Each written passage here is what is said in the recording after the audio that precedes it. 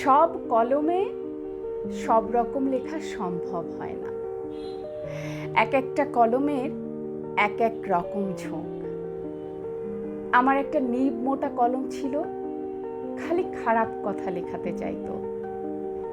আর একটা কালো কলম ছিল কয়েক বছর আগে, সেটা ছিল 1 নম্বর বিশ্বাসঘাতক।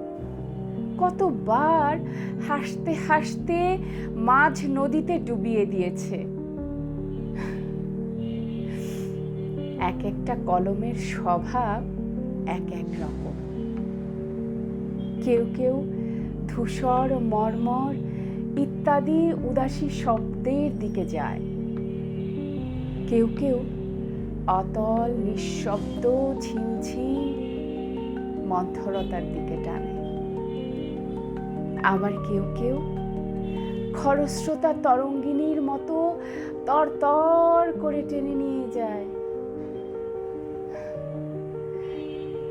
কিন্তু সে ওই পর্যন্তই। সেই স্রোতে নিতান্তই ঘোলা জল ও কচুরিপানা।